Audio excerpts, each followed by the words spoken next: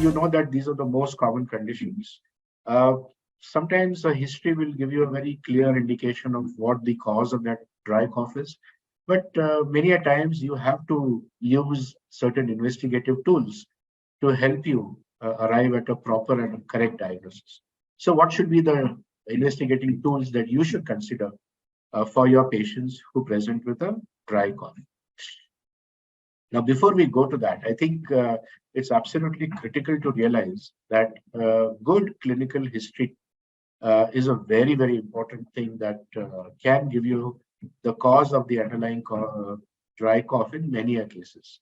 So, generally, what is recommended is whenever a patient comes to you with a dry cough for for quite some time now, you should have a ready-made set of questionnaires, and these are the questionnaires that that act as template for taking a reliable, complete history. And I'll show you some of these questionnaires in the subsequent slides. Essentially, they should capture about the onset, duration, and progress of the cough. The type of cough is, can the patient describe the quality of that cough?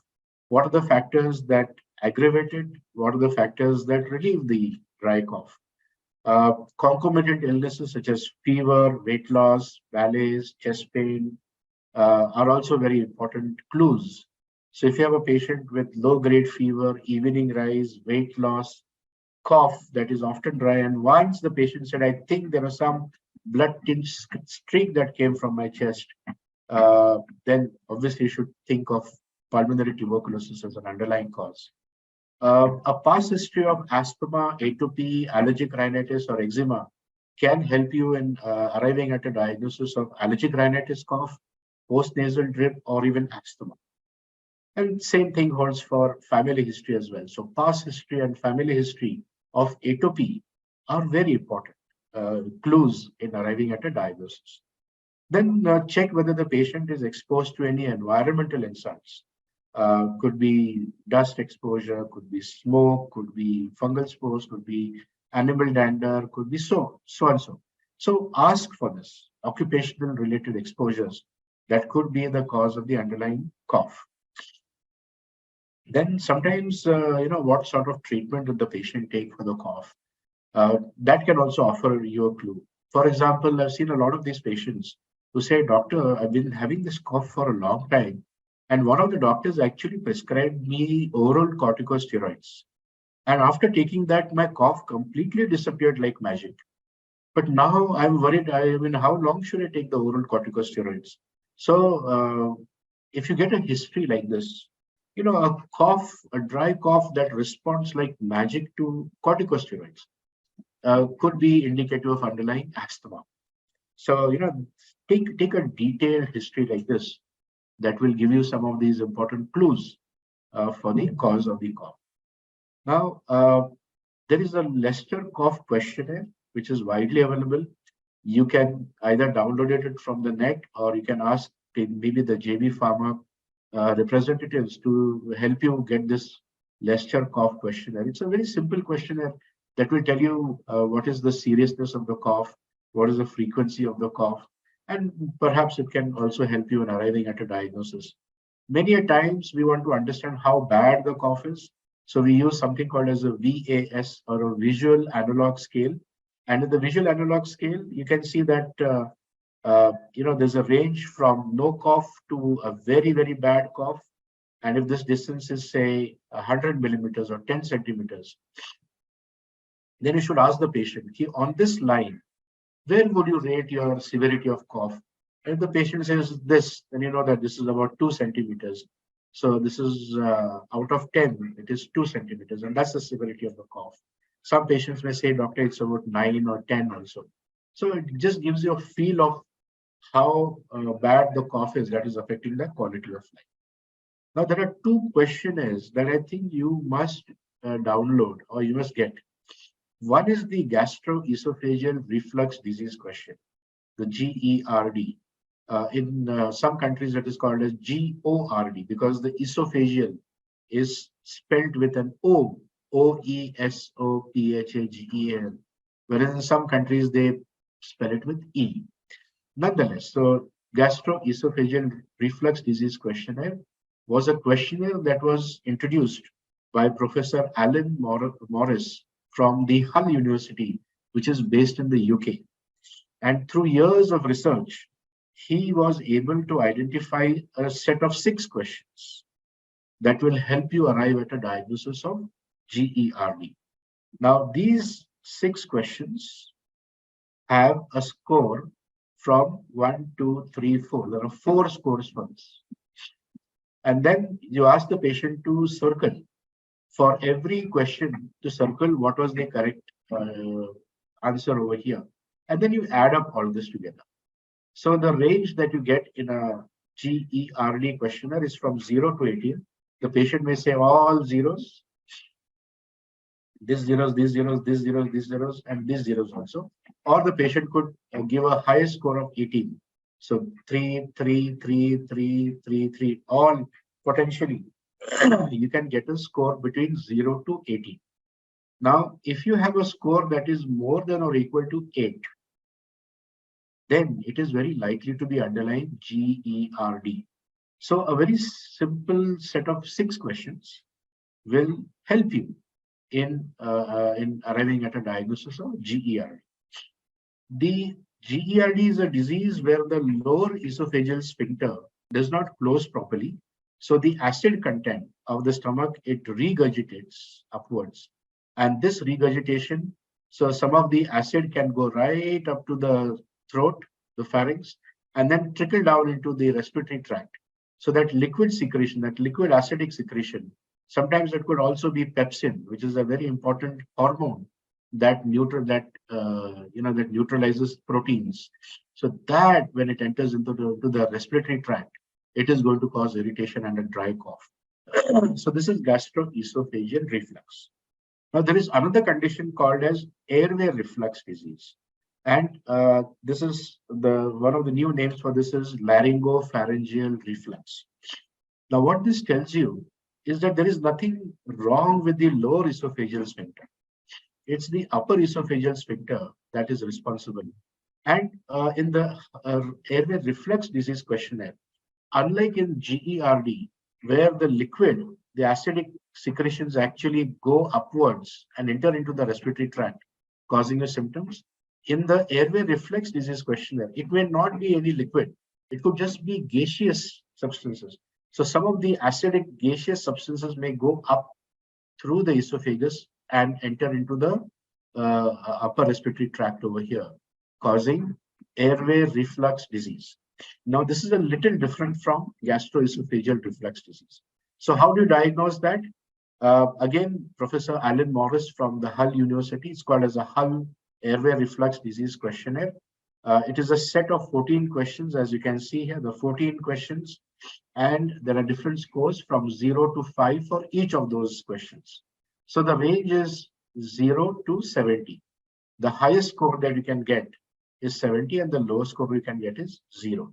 So if you administer this questionnaire to a patient who has a suspected diagnosis either of GERD or of Hull airway reflux disease, then ask the patient to fill in this questionnaire, and if the score comes more than or equal to 24, then it is indicative of likely patient suffering from airway reflux disease. So these 2 simple questionnaires will help you arrive at a diagnosis, and then you have the 24-hour esophageal monitor that will help you confirm the diagnosis of either GERD or airway reflux disease. So those were the questions that I thought were very important for you to know. Then once you have taken a detailed history, filled in those questions, you should seriously think of doing a good and thorough clinical examination. So what do you require for that?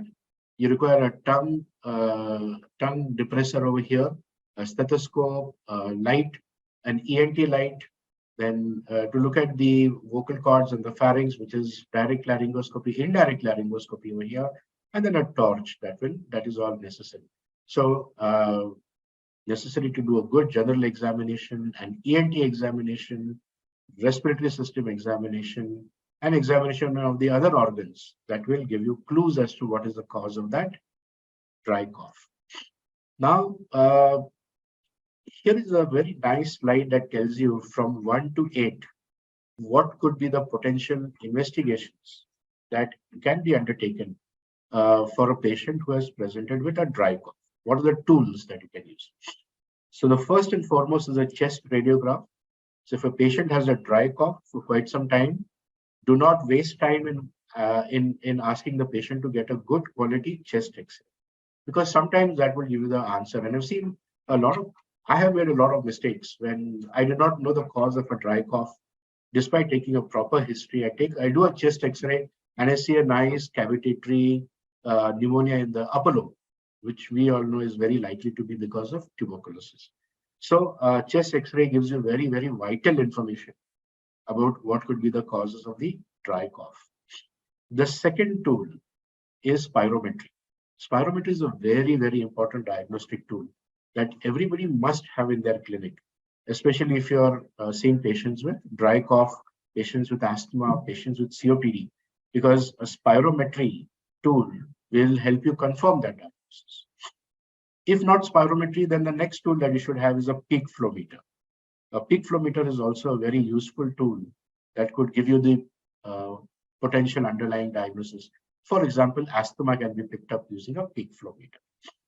Then 24-hour ambulatory pH monitoring, we talked about it in the previous slide, especially when you're suspecting gastroesophageal reflux disease or the airway reflux disease. Then non-invasive assessment of airway inflammation, and within this, you have the FeNO, or the fractionated exhaled nitric oxide, which is very often useful in the diagnosis of asthma. You may then need to consider using a fiber optic bronchoscopy, maybe for a foreign body, maybe to see if there is any underlying tumor in the respiratory tract, or if there is any underlying infection which is not picked up on the chest X-ray. So fiber optic bronchoscopy should be the sixth best option. And then finally, you have the paranasal sinuses to confirm the diagnosis of allergic rhinitis or sinusitis, which are often missed on clinical examination or even on taking a good history.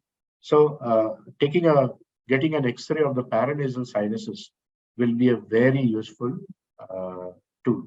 And then finally, bronchial challenge testing, which is a marker of bronchial hyperresponsiveness, which is a very characteristic feature of asthma. And I'll cover some of these in the subsequent slides. So here is a chest X-ray for patient, looks apparently normal. A sputum examination showed plenty of acid-fast bacilli.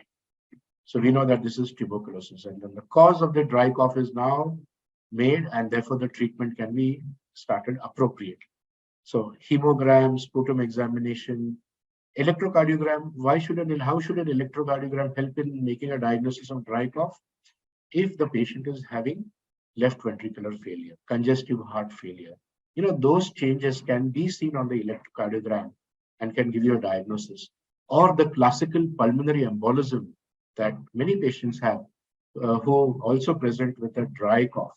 So pulmonary embolism has very classical ECG patterns like the S1Q3 T3 pattern. So that it can help you in arriving at a diagnosis. We talked about the chest X-ray. Saturation monitoring will tell you whether there is a problem with the lung parenchyma or the interstitium. 6-minute walk test will tell you how bad the respiratory and the cardiovascular system is functioning.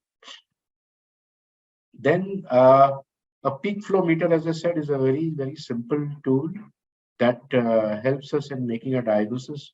So if you want to make a diagnosis of asthma using a peak flow meter, there are different ways in which you can do that. One is to give a peak flow meter to the patient to use at home and ask the patient to do morning and evening recordings. Ask the patient to do 3 blows and then record the best out of the 3. Then you look for the diurnal variability between morning and evening. If there is a big diurnal variability in the peak flow values, then it is asthma. It's very simple. Or you could also use a peak flow meter to look for bronchodilator responsiveness. So get a baseline peak flow value test done, then give the patient inhaled salbutamol, 200 to 400 micrograms, wait for about 15 to 20 minutes, repeat the peak flow. If the peak flow value improves by more than 20%, then it tells you that there is good bronchodilator reversibility, and that could suggest a diagnosis of underlying asthma. Then we talked about spirometry, and the other very important emerging tool is called as the lung oscillometry, impulse oscillometry, or force oscillation technique, which are both components of lung oscillometry, is one of the new diagnostic tools that is emerging. And I'm pretty confident that in the next few years, lung oscillometry is going to be a very, very common diagnostic tool that many doctors will have in their clinical practice.